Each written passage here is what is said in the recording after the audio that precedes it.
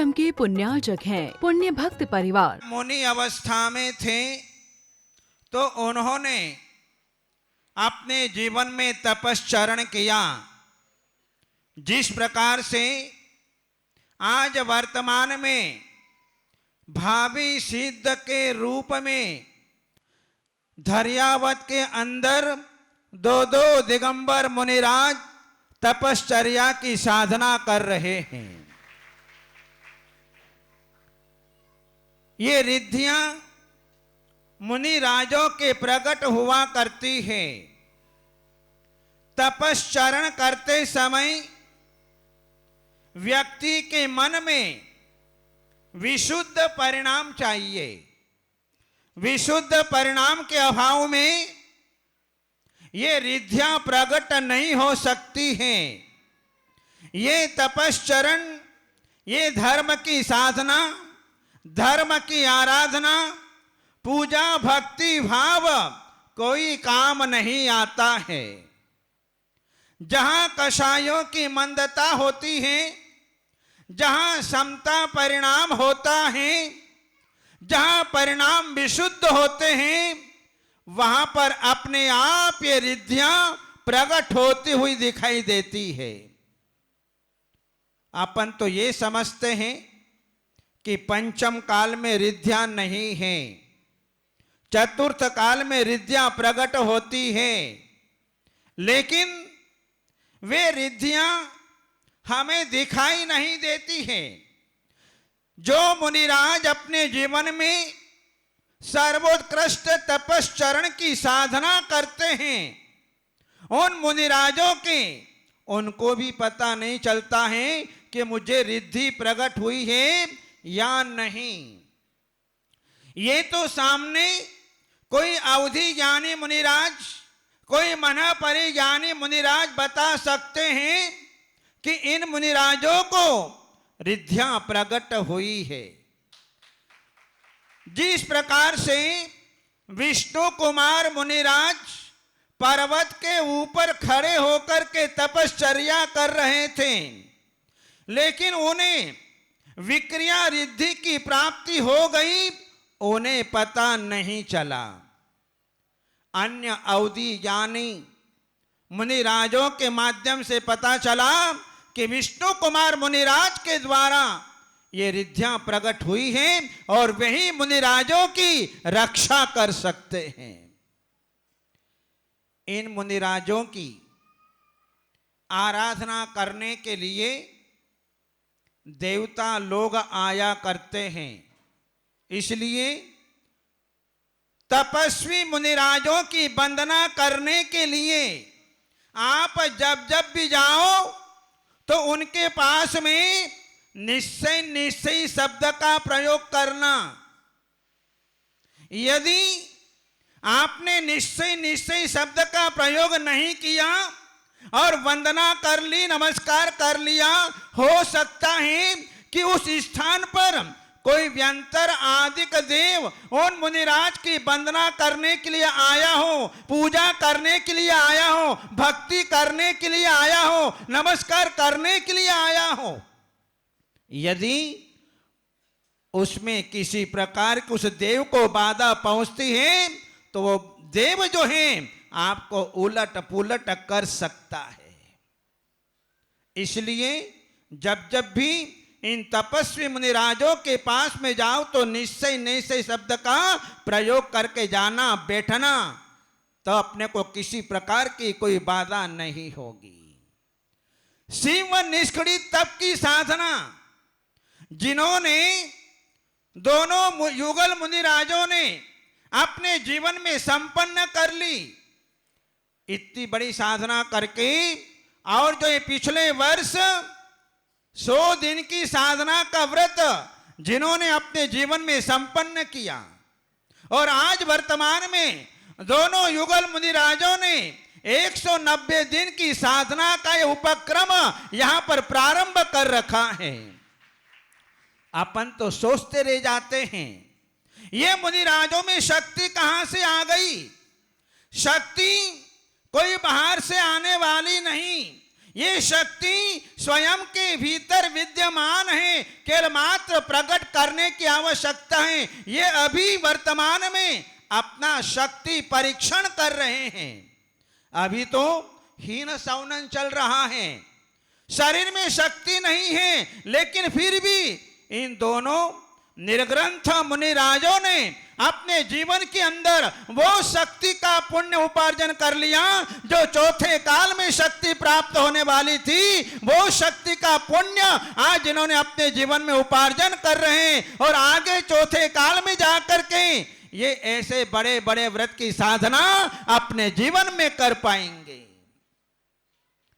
जहां सिंह निष्क्रिय तप, जिसमें आगे जाना पीछे हटना, सिंह जो है छलांग मारता है, सीधा छलांग नहीं मारता है। सिंह पहले जो है 2 कदम पीछे हटता है और बाद में छलांग मारता है। ऐसा सिंह निष्क्रिय तप है जिसमें पहले 1 उपवास 1 पारणा, फिर 2 उपवास 1 पारणा, 3 उपवास 1 पारणा, फिर 1 पारणा और फिर 2 उपवास, फिर पारणा, फिर 3 उपवास, फिर 4 उपवास। ऐसे करते करते 9 उपवास तक चढ़ना।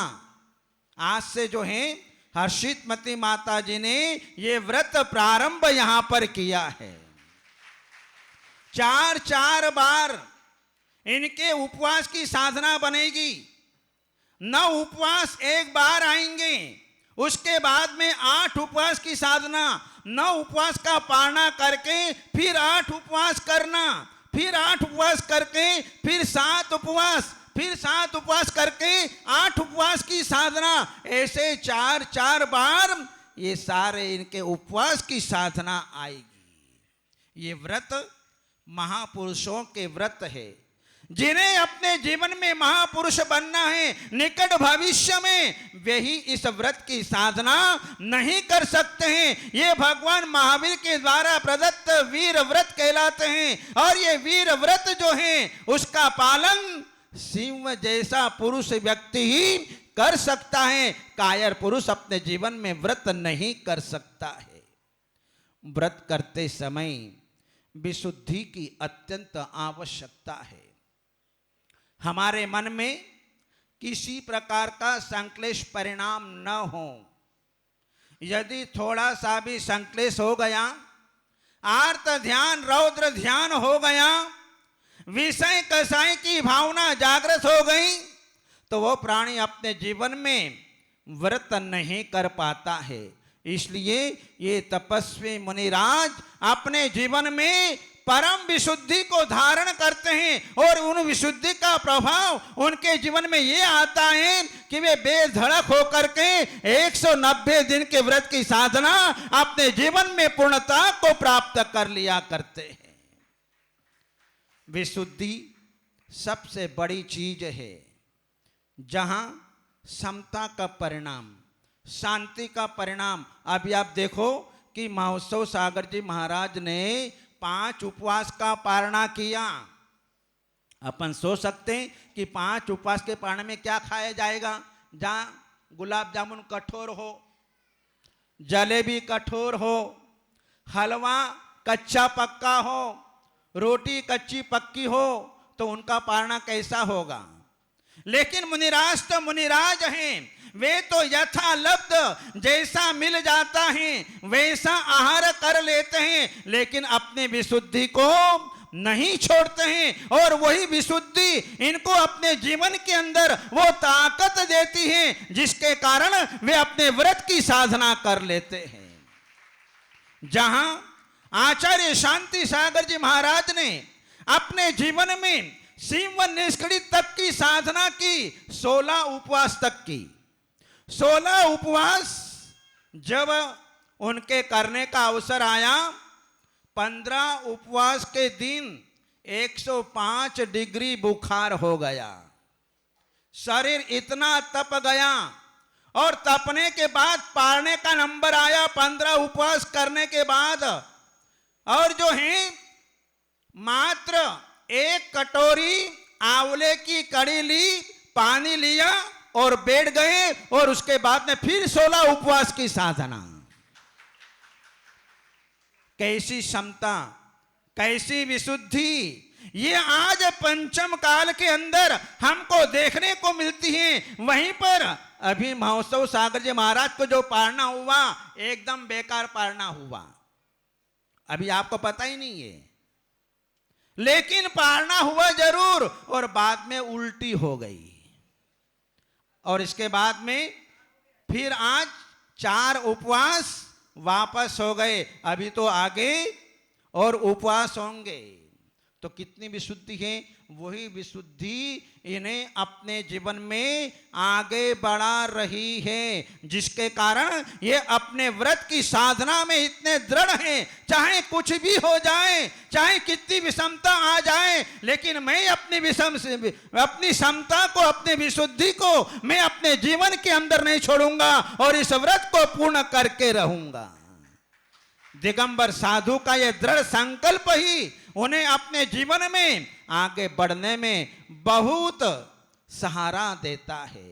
इसलिए महानुभाव, अपने जीवन में इन मुनिराजों को देख करके अपने मन में भी विशुद्धि बनाओ। भले अपन व्रत उपवास नहीं कर सके, कोई बात नहीं, लेकिन कम से कम अपने जीवन में इन समता युक्त मुनिराजों को देख करके अपने जीवन में कसाई का भाव नहीं लाना। जैसा मिल जाए उसमें रह जाना, जैसे खाने को मिल जाए उसमें किसी प्रकार का ऊंचा नीचा हो जाए, नमक मिर्च मसाले न मिले तो शांति भाव से खा लेना, तो तुम्हारे भीतर कभी भी कसाई जागृत नहीं होगी। आपके परिणाम शांत बने रहेंगे, आपके भीतर विशुद्धि बनी रहेगी, और वह विशुद्धि आपके जीवन में पुण्य का संपादन कराएगी। इसलिए हमें अपने जीवन में इन मुनिराजों की ओर ध्यान रखना। ये अवसर मिला है कि कैसे महोत्सव सागर जी महाराज, उदित सागर जी महाराज किस प्रकार से जो है वे अपनी आहारचर्या को संपन्न करते हैं।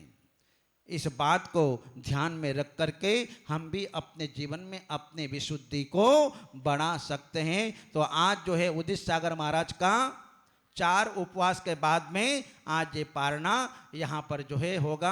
आप लोग शांत भाव से देखना, घर मत चले जाना, शांत भाव से उनके पारने की अनुमोदना करना, उनके व्रत की अनुमोदना करना, अपने भीतर विशुद्धि लाना और अपने जीवन में पुण्य का संपादन करना। इन्हें मंगलमय भावनाओं के साथ बोलिए उत्तम तप धर्म की। सागर जी को शत शत नमन हमारी हो, जब से तूने अपनी कृपा बरसाई, वो अपनी तो मौज हो गई।